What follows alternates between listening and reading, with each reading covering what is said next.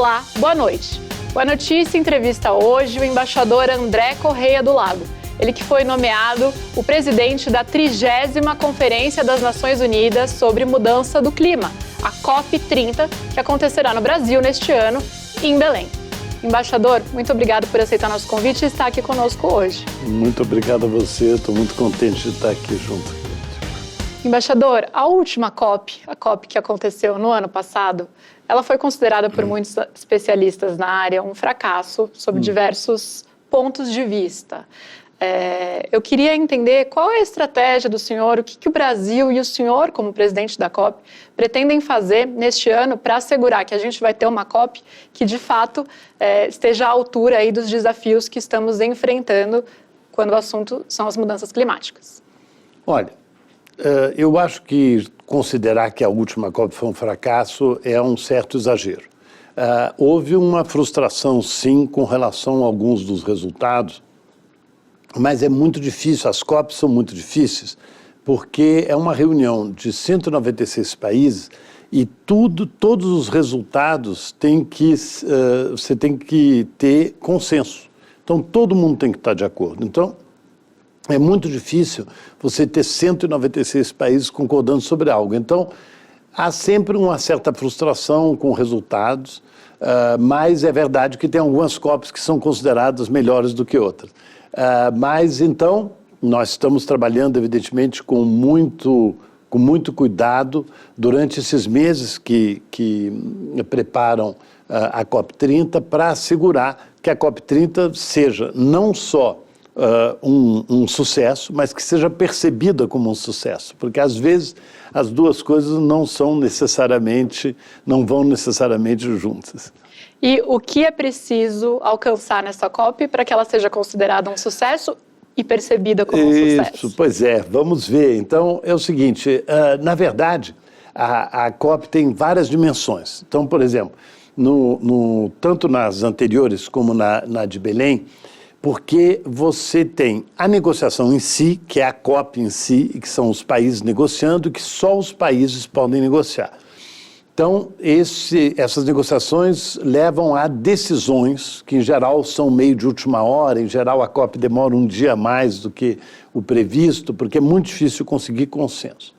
Mas a COP também tem um outro acontecimento paralelo que faz parte da COP, que é o que é chamado a Agenda de Ação. A Agenda de Ação é como envolver os atores que não podem negociar. Então, que sejam, por exemplo, no caso do Brasil, os estados, as cidades, ou o setor privado,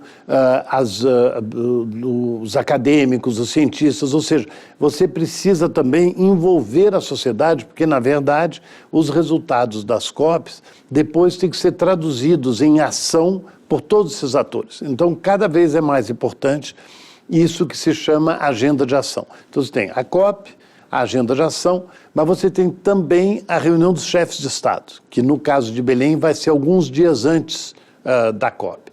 Então, a reunião dos chefes de Estado também tem que apresentar resultados. E nós consideramos que também tem uma quarta dimensão, que é a dimensão da mobilização da sociedade civil, ou seja, o público em geral tem que se sentir representado e tem que reconhecer alguns dos resultados e alguns dos avanços que essa COP pode apresentar. Então, como você vê, tem vários parâmetros para que a COP seja julgada uma COP melhor ou menos boa, mas eu tenho certeza que nós estamos nos dirigindo para uma COP que terá resultados muito positivos. Embaixador, e uma das missões dessa COP, da COP30 especificamente, é rever o Acordo de Paris, estabelecer novas metas aí para os países. Eu queria entender com qual credibilidade a COP faz essa discussão quando a gente está num momento em que a própria sustentação do Acordo de Paris é questionada. Pois é. O Acordo de Paris está fazendo 10 anos, né? Então, justamente o que se espera que ao longo desse ano de 2025, todos os países apresentem o que a gente chama de NDC, que é as suas intenções com relação à redução de emissões, com relação a 2035. Então, as primeiras NDCs foram apresentadas antes e agora tem que apresentar NDCs mais ambiciosos. As NDCs são um plano de desenvolvimento, quer dizer, mas só que são voluntárias e são desenvolvidas pelos próprios países. Então é o próprio país que diz ao mundo, olha, eu vou reduzir emissões nesse setor, vou reduzir emissões de outro setor, mas o importante é que essas reduções sejam maiores do que as previstas na NDC anterior, que era até 2030, e elas também, hoje, a gente quer, e houve uma decisão nesse sentido, de que as NDCs fossem compatíveis com o esforço de evitar que a temperatura da Terra suba além de 1,5 grau com relação à era pré-industrial. Então, isso, como você pode imaginar, só uma ciência muito avançada é que consegue captar isso e verificar isso. Então, é muito difícil você colocar na presidência uma responsabilidade sobre isso, porque cada país individualmente é que apresenta a sua NDC, alguns com algum tipo de métrica, outros com outro tipo de métricas, mas o fato é que nós também temos que verificar, e vai ter muita verificação, não só das próprias Nações Unidas, mas também de organizações diversas, de se essas NDCs realmente estão compatíveis com a redução para 1,5.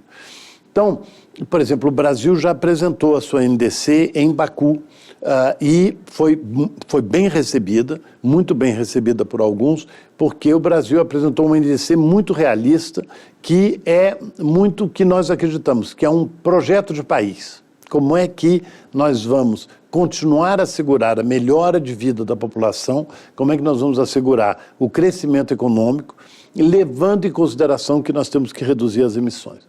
Então, cada país tem que fazer isso ao longo do ano. Até agora, só 15 países apresentaram, mas ao longo dos próximos meses nós vamos ter os demais países. Mas com base nessas NDCs, que são voluntárias, nós vamos ver o que está faltando para que o mundo, em conjunto, se encaminhe para evitar que a temperatura suba acima de 1,5 grau.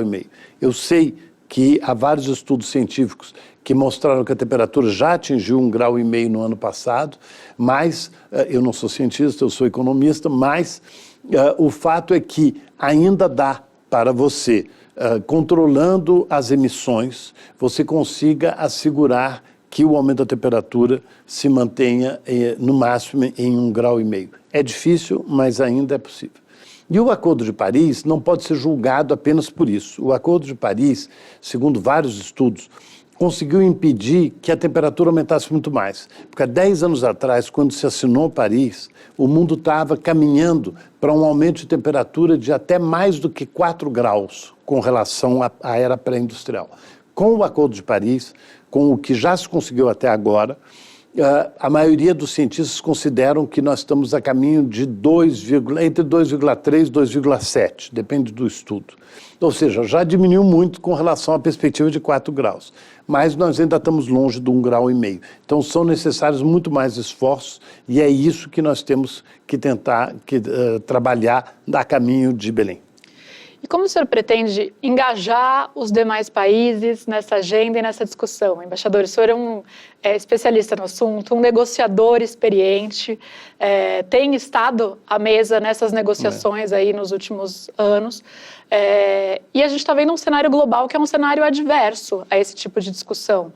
Então, como o senhor pretende fazer para que esse assunto ganhe a importância e a relevância que o Brasil entende que é necessário nesse ano aqui na COP? Pois é, temos que admitir que é um cenário adverso, não há dúvida, porque o anúncio da saída dos Estados Unidos do Acordo de Paris naturalmente tem um impacto muito grande, porque os Estados Unidos são o maior emissor histórico, né, de gases de efeito estufa. Os Estados Unidos são também o país que é o país mais rico do mundo, portanto, do qual se espera recursos para os países em desenvolvimento, mas os Estados Unidos também são um país com uma ciência incrível, com instituições incríveis e que tem contribuído muito nos esforços de redução dos gases de efeito estufa, ou seja, tanto a indústria americana, as universidades, os centros de ciência têm tido uma contribuição muito positiva. Então, uma coisa é o governo americano atual, que se retirou do Acordo de Paris, portanto, realmente tem um impacto sobre as negociações, mas os estados americanos, cidades americanas, empresas americanas e entidades científicas americanas continuam trabalhando a favor do combate da mudança do clima. Mas esse impacto, é verdade, é considerável. Tem um outro impacto também que tem que se reconhecer, é que alguns setores da economia internacional diminuíram os seus esforços de combate à mudança do clima. Isso tem acontecido com alguns bancos, com alguns fundos de investimento, aconteceu também com algumas empresas. Então, realmente o cenário não é definitivamente dos mais positivos.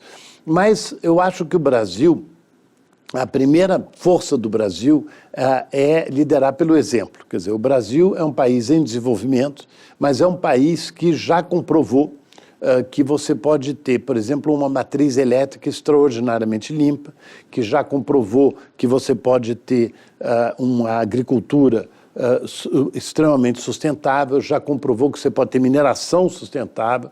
É um país também que comprovou que pode reduzir as suas emissões significativamente com o combate ao desmatamento. Então, o Brasil tem muito a oferecer. Então, o que nós temos que fazer nessa COP é devolver o otimismo de que existe como combater a mudança do clima de maneira economicamente factível, né? E melhorando a qualidade de vida das populações. Então, os exemplos, as soluções, as tecnologias disponíveis, tudo isso é uma coisa que, às vezes, muitas pessoas não se dão conta que já existem.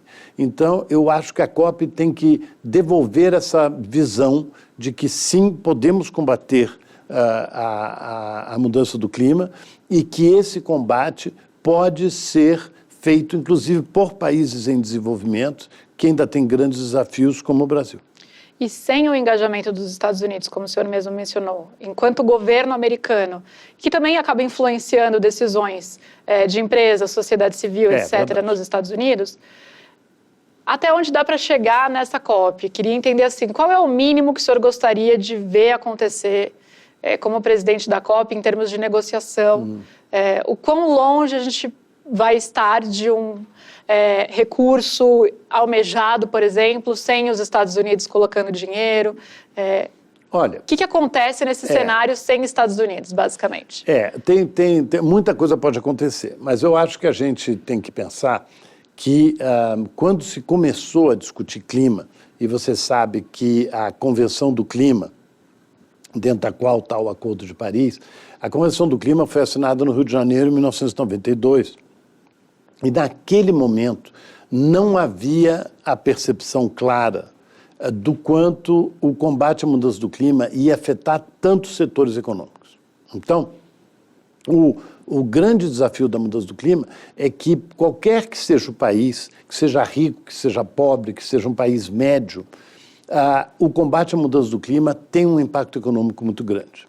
Então, todos os países são muito cuidadosos, porque, evidentemente, nenhum país quer entrar dentro de uma estrutura de uma negociação na qual, no final, ele vai ficar, por exemplo, menos competitivo ou ele vai ter produtos que são considerados menos sustentáveis. Ou seja, é uma negociação muito complexa por isso, tem um impacto muito grande na economia dos países. E é compreensível que vários países fiquem particularmente preocupados.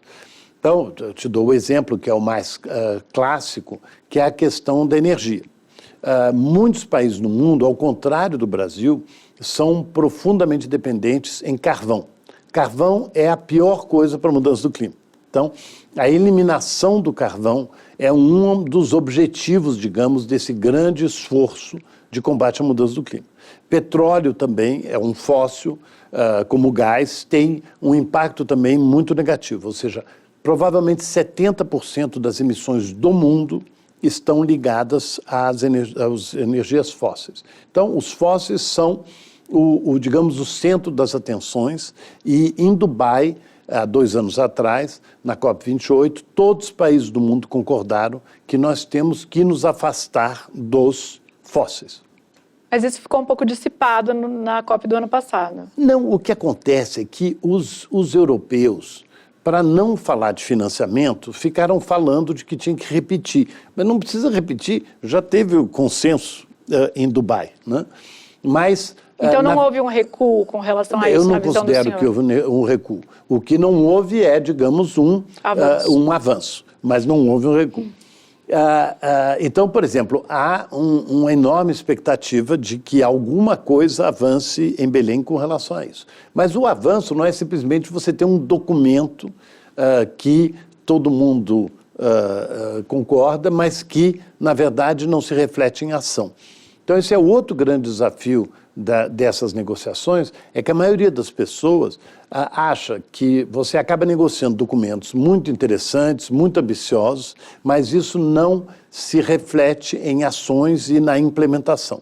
E aí você chega no tema que você mencionou, que é sempre um problema, que é a questão do financiamento. Porque muitos países em desenvolvimento, com toda razão, aliás, dizem, olha, eu mal tenho dinheiro para o meu desenvolvimento, eu mal tenho dinheiro para conseguir dar educação, saúde, etc., para a minha população, que é o básico, como é que eu ainda vou bolar uma nova economia que leve em consideração o combate à mudança do clima? Então, você precisa de cooperação internacional, você precisa de recursos financeiros. Então, esse debate do que vem antes, se é o recurso financeiro e a transferência de tecnologia, ou se é a decisão dos países de atuar. Agora, não há a menor dúvida que sem essas negociações de mudança do clima, a ciência não teria progredido tanto, as empresas não teriam investido tanto em novas soluções, você não teria os esforços que estão acontecendo em todos os países do mundo. Olha para o Brasil, o quanto nós incorporamos a sustentabilidade no nosso dia a dia como brasileiros. E tudo isso vem, na verdade, dessa grande negociação das Nações Unidas. Então, por mais que às vezes a gente fique frustrado que os resultados não são como poderiam ser, a gente tem que admitir que essas negociações já mudaram o nosso dia a dia. Ou seja, que elas vão sendo incorporadas pela própria sociedade. Exatamente. Conforme elas vão acontecendo. Eu queria voltar um pouquinho na questão do financiamento, embaixador, e pedir para o senhor explicar um pouco melhor para a gente. Há uma disputa, portanto, por recursos, por dinheiro para financiar o que se chama de transição energética, essa mudança de uma economia baseada em combustíveis fósseis, poluentes, para uma economia aí, centrada em energia verde, energia não poluente. Né? E aí o senhor mencionou a questão dos países em desenvolvimento, há uma disputa aí com as nações ricas. Eu queria que o senhor explicasse um pouquinho para a gente essa disputa que acontece e desenhasse um pouco isso no mapa global também. Como que está dividido isso? Pois é, porque você sabe que a Convenção do Clima, quando foi assinada no Rio de Janeiro, tinha um elemento muito marcante de você dividir o mundo, na verdade, em 3 categorias de países. Como tinha acabado de acontecer a queda do comunismo, né, a partir de 89, a Convenção de 92...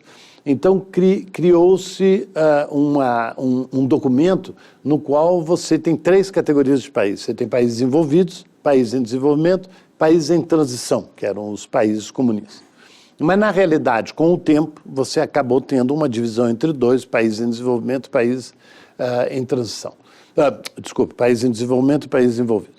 Então, essa divisão, desde o início, faz com que o mundo desenvolvido tente negociar em bloco, o mundo de desenvolvimento tenta negociar em bloco e, obviamente, uns pedindo para que ter recursos financeiros e o outro pedindo para que os países em desenvolvimento façam mais, sem necessariamente dar o recurso financeiro. Então, muitos observadores, quando olham para essas negociações, veem que essa divisão muito clara atrapalha ou dificulta muito o consenso que é necessário, porque no final, como eu te disse, tudo tem que ser aprovado por consenso nessas negociações.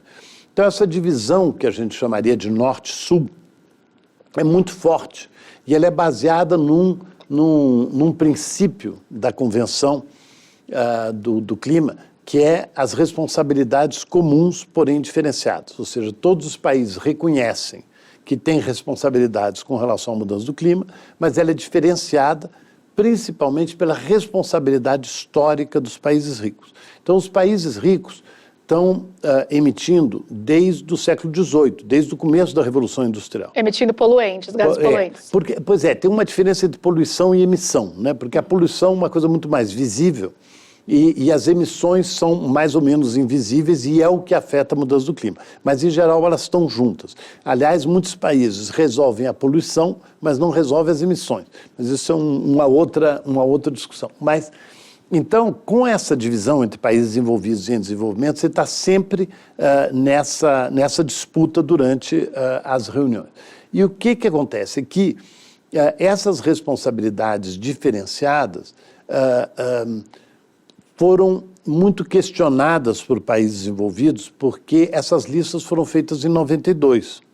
E eles alegam que vários dos países que estão entre os países em desenvolvimento já são países médios avançados e que também deveriam ter mais obrigações. Isso é uma das maiores discussões nos últimos anos. Quais países, por exemplo? Não, você pega, por exemplo, a Arábia Saudita, a China, alguns botam até o Brasil, Singapura, são países que estão dentro da lista dos países em desenvolvimento.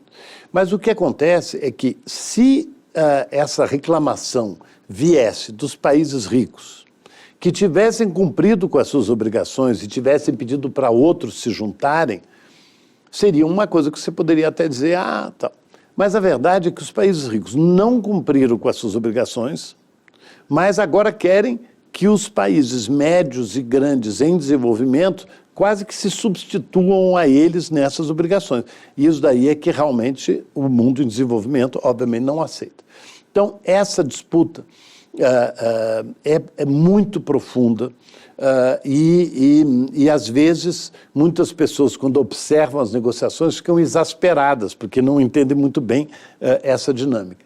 Mas a realidade é que, apesar dessa disputa, digamos, que está assegurada pelo documento de base, a gente tem conseguido atingir vários consensos, né?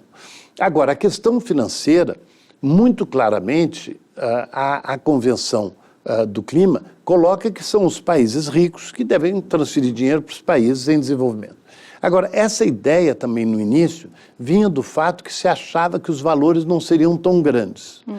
Agora, quando se vê que você tem que mudar a economia inteira dos países, isso mostra que você não vai conseguir corrigir a mudança do clima apenas com fundos para clima, que é uma coisa extremamente importante para os países de menor desenvolvimento relativo, e não pode se resolver apenas com doações ou concessões de países envolvidos. Então, você tem que envolver muito mais o setor privado, você tem que envolver muito mais o setor financeiro e os investimentos de um modo geral.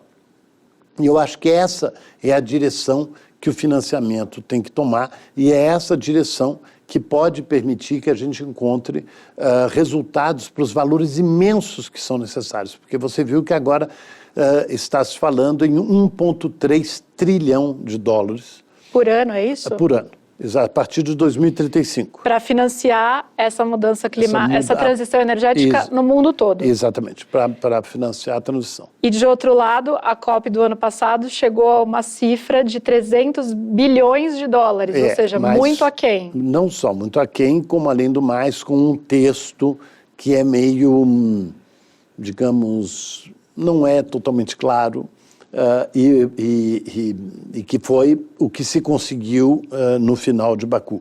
Por isso que houve uma certa frustração, mas a realidade é que também veio acompanhado essa aprovação dos 300 bi de uma missão para o Brasil e o Azerbaijão, que é apresentar um relatório em Belém de como é que nós podemos passar de 300 bi a 1,3 tri.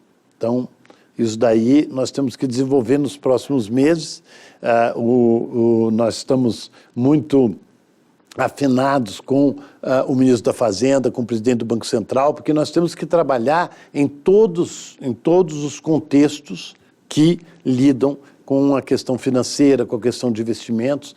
Então, é muito mais amplo do que simplesmente você convencer os Estados Unidos a doar tanto dinheiro para certos fundos. Aliás, você tem visto que os Estados Unidos, inclusive, estão questionando uma série de fundos para os quais os Estados Unidos contribuem, inclusive dentro do país.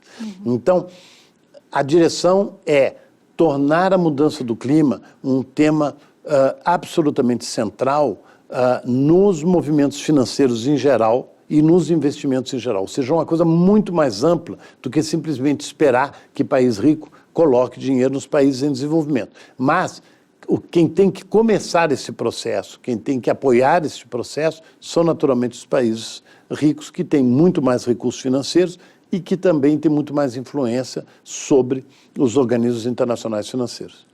Embaixador, o senhor falou sobre a necessidade do mundo se distanciar aí do uso de combustíveis fósseis, e isso foi discutido na COP de Dubai, né? E o senhor falou que não viu um avanço nem um recuo na COP passada.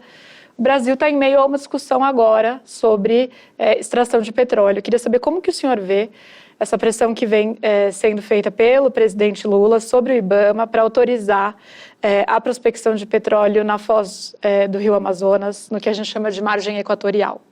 Não, eu não acho que haja uma pressão. O que acontece é que cada país tem que decidir por si próprio como ele vai fazer a sua transição. Então, essa discussão é uma discussão de política interna, é uma discussão extremamente importante e que, num país democrático como o Brasil, envolve naturalmente todos os setores da sociedade.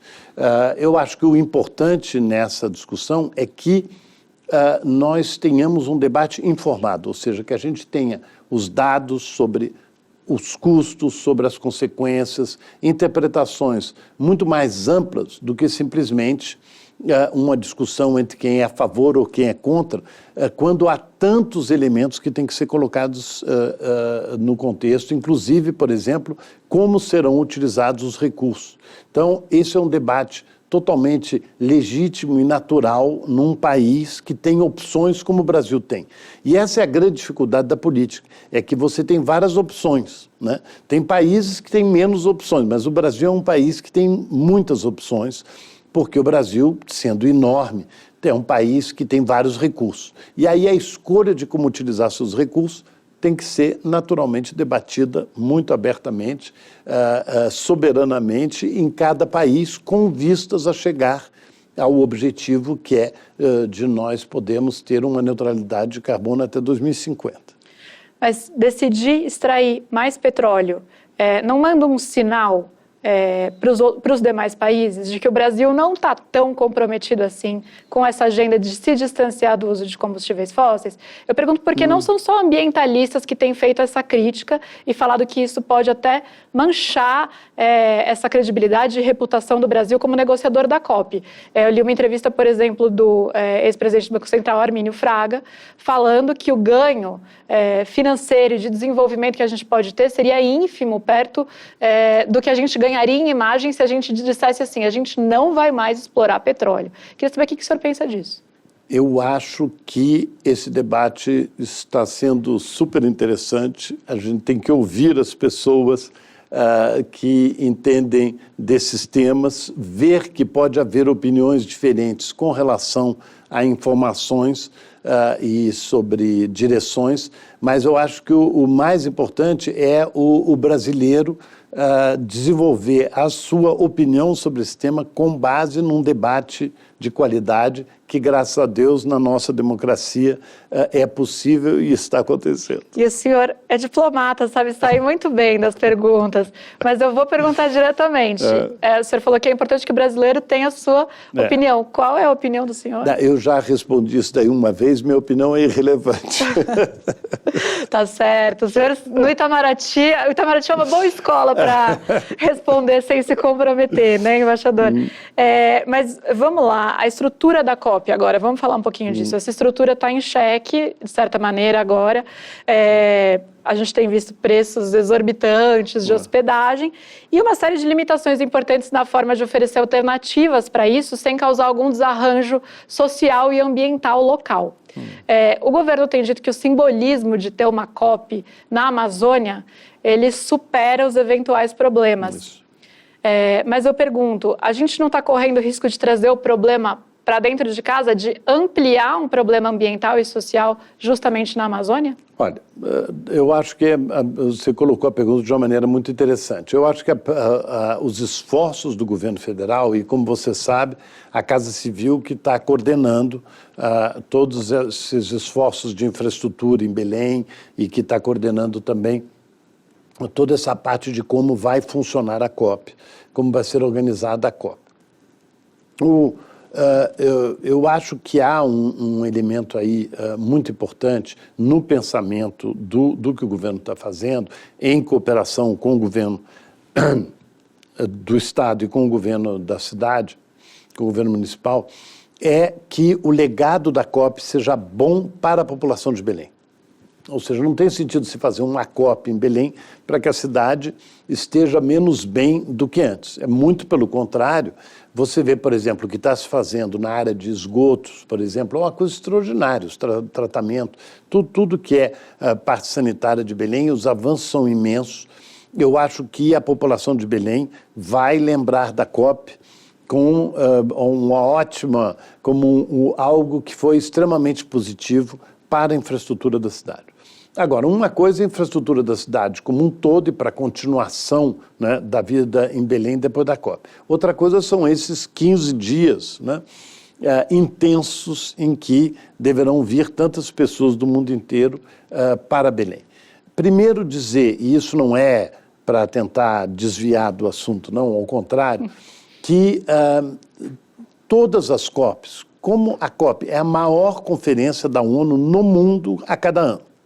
Então, ela ela provoca dificuldade em qualquer cidade onde seja. E como já aconteceu em várias cidades principais, vários países estão fazendo em cidades que não são necessariamente a capital ou a maior cidade. Então, por exemplo, o Reino Unido fez a COP em Glasgow, na Escócia, né? Glasgow também não era feita para ter uma conferência desse tamanho. Então, o fato de você fazer em Belém foi uma decisão que tem uma conotação simbólica, como você disse, que é imensa, que é você levar a discussão de clima para a Amazônia. Então, sim, não será, não é uma cidade que é desenhada para isso, não é uma cidade que foi planejada para receber grandes eventos como esse. Mas eu acredito que dê para fazer uma estrutura básica para o encontro, mas, sobretudo, que o encontro resulte em melhoras significativas para a cidade no futuro. Mas quais são as estratégias, possibilidades que estão hoje em discussão, que os senhores consideram para fazer com que esses 15 dias aí, como o senhor mencionou, não sejam de tumulto, que o evento consiga acontecer hospedando todos os delegados e as delegações que precisarem estar lá para negociar, etc.?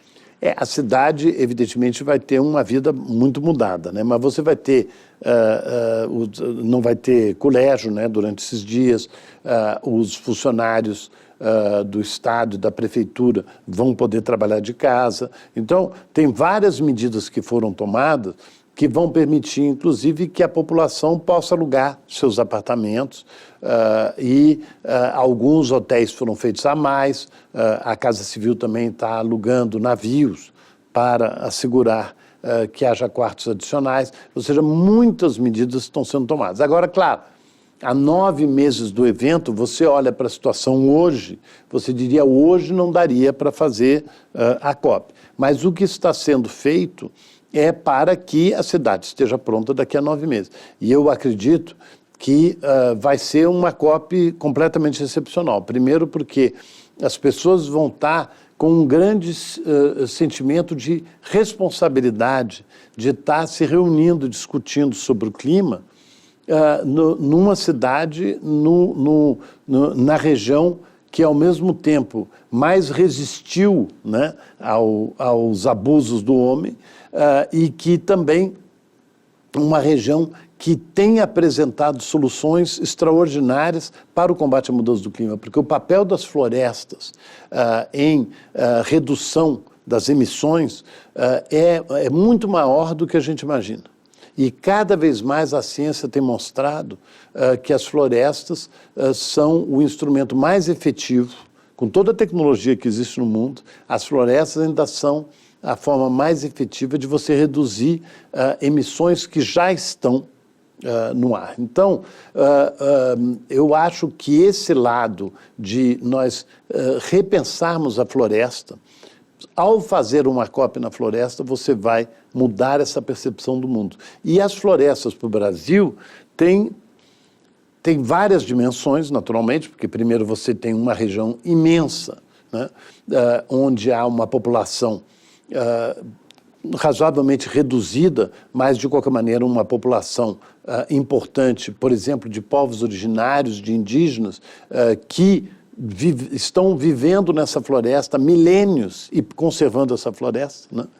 Mas você também tem uma população com outras atividades econômicas, mas você tem que olhar para a floresta e, sobretudo, para a Amazônia, e eu, obviamente, estou aprendendo muito sobre a Amazônia, como eu espero todos os brasileiros possam fazer graças a essa COP. Mas, por exemplo, se você pega o bioma Amazônia, que é uma coisa gigantesca, que é maior do que a Índia, mas é menor do que a Amazônia Legal. Muita gente fala da Amazônia Legal, etc. Mas a Amazônia Legal tem uma parte que é de cerrado. Então, se você pega o bioma Amazônia, o bioma tem, segundo os últimos números do IBGE, 15,8 milhões de habitantes. Tá? Então, num território maior que a Índia, bom, onde tem 1,4 bi. Né? Bom, você tem, além do mais, sempre segundo o IBGE, mais de 70% dessa população mora em cidades de mais de 30 mil habitantes. Então, a Amazônia é, antes de mais nada, como o resto do Brasil, aliás, uma área urbana. É uma região onde a maior parte da população vive nas cidades. Então, quando a gente olha para a Amazônia hoje, e isso você conversando com as pessoas da Amazônia, as universidades na Amazônia, uma das grandes progressos que pode acontecer na Amazônia é a melhora das cidades da Amazônia. Porque as cidades da Amazônia não só reúnem já a maior população, mas as cidades também são as que oferecem mais oportunidades para os jovens da Amazônia. Então, eu acho que a capacidade que essa COP vai ter de mudar a percepção não só de nós brasileiros, mas também do mundo sobre o que significa a Amazônia, sobre o que ela pode trazer ao combate da mudança do clima e o que nós também temos que fazer pela Amazônia para assegurar que a Amazônia permaneça esse território absolutamente extraordinário que está sob nossa responsabilidade como brasileiros nesse espaço imenso que é o bioma Amazônia. E isso vai direto a uma pergunta que eu estava pensando em fazer para o senhor, que é: qual é o impacto para o Brasil de receber a COP no Brasil esse ano? Pois é, você sabe, eu fico até bastante emocionado, porque eu, quando era bem jovem, eu trabalhei na Rio 92, mas eu vejo os jovens diplomatas que trabalham comigo e que me dizem: olha, por causa da Rio 92, entrou no currículo das escolas do Brasil, no contexto daquela Agenda 21, que foi assinada no Rio também, além da Convenção do Clima, teve nos colégios brasileiros se ensinou sustentabilidade, o tema passou a permear vários aspectos da vida do brasileiro. Então, eu espero que a COP tenha o mesmo efeito numa etapa muito mais avançada, né? Que é a do Brasil perceber, e o que eu acho que é indiscutível, que o Brasil é um dos países que mais pode se beneficiar no mundo a agenda de combate à mudança do clima. Ou seja, o combate à mudança do clima obriga o mundo a ir em certas direções em que o Brasil tem imensas vantagens comparativas. Então, é isso que nós temos que pegar na COP30. É uma oportunidade extraordinária para o desenvolvimento brasileiro e para a melhora de qualidade de vida dos brasileiros. Qual foi a orientação que o senhor recebeu e tem recebido do presidente Lula com relação a essa COP? Olha, o presidente Lula olha para essa COP como uma oportunidade, um pouco no contexto do que eu acabei de te dizer, né? Entra dentro de uma lógica desse governo que tem sido demonstrado em vários momentos internacionais, né? Começou com a Cúpula de Belém, em 2023, com os países amazônicos, né? Que, inclusive, entre várias consequências dessa Cúpula de Belém, você está tendo o estabelecimento agora de um centro de combate ao crime organizado, que é absolutamente único no mundo, que vai ser em Manaus, e que a Polícia Federal está coordenando do lado brasileiro, mas com todos os países vizinhos, um centro de operações absolutamente extraordinário, deve entrar em função, acho que o mês que vem, ou no máximo daqui a 2 meses. Então, essas reuniões internacionais, por incrível que pareça, têm resultados. Esse, por exemplo, de Belém, já veio nesse sentido, porque se você não resolve com os teus vizinhos a questão do crime transnacional, fica muito difícil você combater no teu território uma coisa que vai vazar, digamos, para os países vizinhos. Então, começou em Belém. Aí você teve o G20, no qual se tratou muitíssimo da questão de financiamento, se tratou muitíssimo do financiamento climático, e que, como você sabe, o G20 do Brasil foi considerado um grande sucesso. Agora, nós estamos entrando nas negociações do BRICS, na qual também esse tema de clima vai ser muito importante. Então, o presidente Lula está querendo assegurar que haja uma grande coerência entre todas essas reuniões internacionais que o Brasil presidiu nos últimos anos. Além disso, dentro do próprio governo, você sabe que, sob a liderança do Ministério da Fazenda, você tem o Plano de Transformação Ecológica, que envolve todos os ministérios e que tem mostrado um novo direcionamento do desenvolvimento brasileiro, que eu acho que é a maior novidade desde o nosso desenvolvimentismo, que vem da época do Juscelino, e que foi um momento importantíssimo no Brasil, que criou a base para uma industrialização forte no Brasil. Então, esse governo está, com base no plano de transformação ecológica, ajudando a que a gente possa ter um novo modelo de desenvolvimento, que também é totalmente coerente com essa sequência de acordos e reuniões internacionais. Você tem o Ministério da Agricultura com o Plano ABC. Se você for olhar para cada um dos ministérios, não preciso nem falar do Ministério do Meio Ambiente, que está conseguindo combater o desmatamento de maneira incrível, etc. Embaixador, o senhor vinha mencionando algumas ações desse governo com relação à preservação, proteção ambiental e colocar o desenvolvimento sustentável no centro aí das discussões em uma série de ministérios e ações. De fato, é um governo que a gente viu que veio com um discurso ambiental muito forte. Queria falar um pouquinho da prática. O senhor falou sobre a redução nos índices de desmatamento. Realmente isso aconteceu, mas a gente tem outros números, por exemplo, o indicador de degradação ambiental, que abarca aí os incêndios, queimadas, que explodiu no ano passado, um aumento de praticamente 500%. Como responder a isso? Como o senhor tem visto essa atuação fora do discurso, na prática desse governo, para conter, por exemplo, esses números de degradação e essas queimadas? Pois é, o que aconteceu no Brasil, sobretudo no ano passado, né, que, como você sabe, está muito ligado à questão da mudança do clima. Então, o que nós vimos no Brasil é o quanto nós precisamos estar mais bem preparados às consequências da mudança do clima. E as consequências da mudança do clima têm se verificado não só, por exemplo, numa redução das chuvas, que faz com que as florestas fiquem muito mais secas e, portanto, possam queimar com muito mais facilidade. Você tem tido um excesso de chuva também em outros períodos. Você tem tido rios, aquelas fotos absolutamente incríveis de rios na Amazônia, que parecem uns desertos. Você teve as terríveis enchentes no Rio Grande do Sul. Ou seja, você também não pode desvincular que as ações estão, ou as faltas de ação que você pode eventualmente identificar, que elas estão muito mais ligadas a mudanças na situação do território, que está acontecendo no território brasileiro em função da mudança do clima. Então, não é que pioraram os números porque houve falta de uma coisa ou de outra, e sim aumentar os eventos extremos que têm provocado desastres muitas vezes imprevisíveis.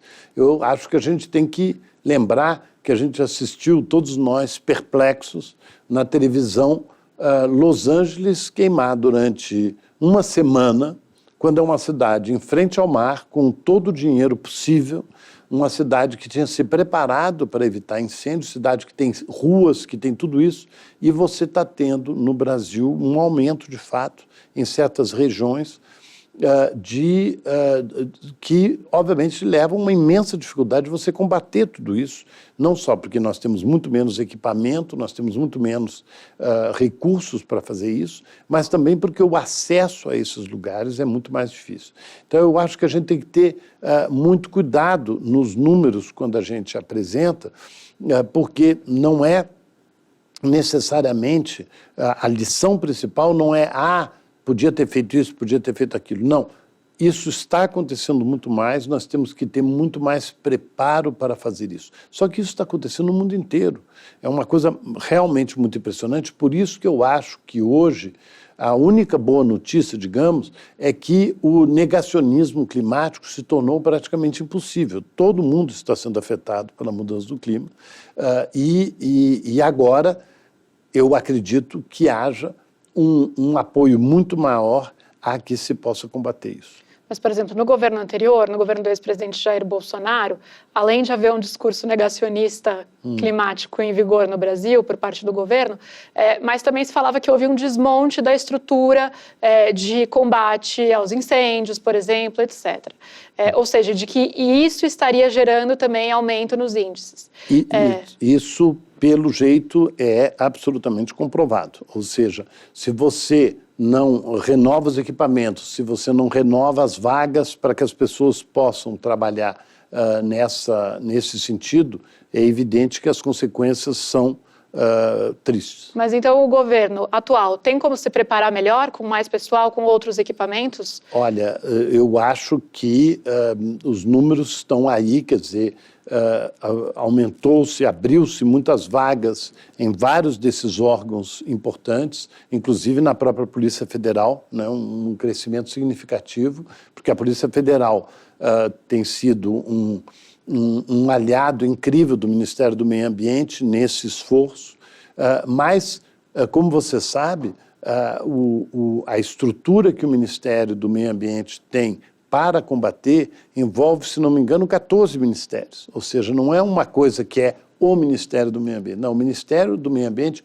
coordena uma série de ministérios e de instituições, porque, como eu te disse, a mudança do clima está afetando todos os setores. Quer dizer, você viu, por exemplo, na agricultura, e não é só no Brasil, você teve no ano passado um impacto sobre a agricultura argentina inacreditável. Ou seja, alguns números apontam que você teria afetado 40% da produção de alimentos na Argentina por causa da mudança do clima. Então, mas não há a menor dúvida que tem que haver mais investimento em equipamento, mais investimento em gente e nas instituições que podem atuar nesses momentos difíceis. Embaixador, esse governo parece que fica tentando equilibrar uma visão desenvolvimentista com uma visão de proteção ambiental.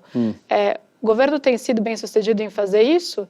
Sim, eu acho que a gente está realmente caminhando para um desenvolvimentismo sustentável, assim, porque justamente se encaixa dentro dessa integração do Brasil numa economia contemporânea, em que a sustentabilidade traz várias vantagens, inclusive traz várias vantagens para os negócios. Eu acho que isso é uma das coisas que a gente quer mostrar muito na COP, é que você tem centenas de empresas no Brasil que podem mostrar que, ao decidirem ter certas práticas sustentáveis, por exemplo, eles consomem muito menos água, consomem muito menos eletricidade e têm, evidentemente, lucros maiores ou podem vender produtos por um preço menor.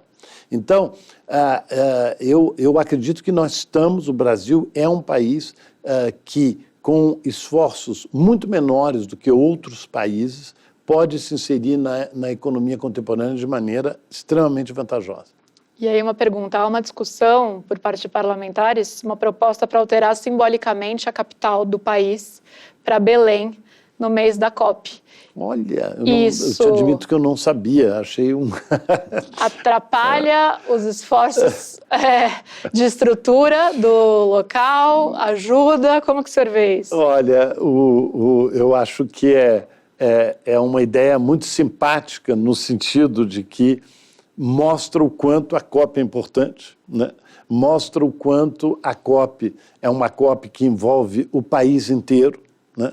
Agora, eu acredito que os meus colegas e agora amigos que estão trabalhando na Casa Civil para a infraestrutura de Belém, vamos dizer que vai ter mais gente para ocupar quartos em Belém e tudo, vamos deixar isso daí, reservar isso daí para a quantidade incontornável de estrangeiros que tem que vir para a COP. E minha última pergunta, embaixador, o que nessa organização e nas discussões sobre a COP tem mais tirado o sono do senhor? Bom, nas discussões, eu não vou te contar não, mas tem várias coisas que são de tirar o sono. Não, o senhor vai ter que contar agora. Não, é que tem muita coisa. Eu estou tranquilo que essa parte toda da infraestrutura são os meus colegas lá da Casa Civil que estão trabalhando. Então, eles têm o seu próprio sono para gerir, né? Do meu lado, eu acho que há sempre uma preocupação, por exemplo, de países que podem ficar influenciados pelos Estados Unidos, pelos Estados Unidos terem saído de Paris, mas você tem que lembrar que da última vez que os Estados Unidos saíram de Paris, nenhum outro país saiu de Paris. E a mesma coisa, aliás, com o Protocolo de Kyoto também, quando os Estados Unidos saíram do Protocolo de Kyoto, nenhum outro país saiu do Protocolo de Kyoto. Mas eu acho que o que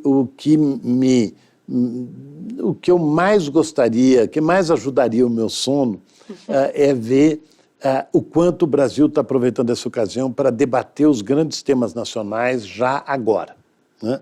Todos os temas que vão, de certa forma, ser tratados na COP30. Por exemplo? Então, eu vou te dar um exemplo. Eu acho que tem certos setores que têm que incentivar esse debate nacional. Já falamos do petróleo, mas eu acho que a agricultura, nós temos que ter uma grande discussão pecuária também. E tem um tema que eu acho evoluiu de maneira incrível, que eu recebi um relatório fantástico do setor de transportes. O setor de transportes é um dos setores que no mundo é considerado o setor em que é difícil você reduzir as emissões. Mas o Brasil, no setor de transportes, primeiro tem o grande exemplo dos biocombustíveis, né, como uma solução brasileira que se tornou economicamente super viável e, mais do que isso, desenvolvemos tecnologias incríveis e hoje se abre uma possibilidade também muito grande para biocombustíveis de aviação, de navegação, etc. Mas os setores de transportes também nos lembra que no Brasil a maior parte das mercadorias circula em caminhões a diesel por longas estradas esse país afora. Então, o setor de transportes se reuniu com as confederações nacionais, tanto aérea quanto de rodoviária, quanto de trens, pegou todas as confederações, discutiram entre as principais empresas e me apresentaram ontem um relatório fantástico de perspectivas de redução de emissões de transportes no Brasil nos próximos anos. Um relatório que coloca o Brasil numa posição extraordinária com relação aos outros países do mundo. Então, esse exemplo do que aconteceu com o transportes eu acho que é o que pode acontecer em vários outros setores no Brasil, que são os setores olharem para si próprios e ver, nossa, essa agenda está aqui para ficar, de repente é uma grande oportunidade para o Brasil, vamos debater isso. E eu acho que isso é uma das coisas que eu mais gostaria de ver nos próximos meses, é receber essas reações dos setores econômicos no Brasil, mostrando o quanto o Brasil pode melhorar graças a esse debate interno que a gente tem que fazer. Embaixador, muito obrigado por essa entrevista. Falamos ainda novamente aqui na Notícia neste ano, um ano importante. Certamente. Muito obrigada. Obrigado a você. Obrigada a você pela audiência. O É Notícia volta na próxima semana, na quinta-feira, às 11h45 da noite. Te espero. Até lá.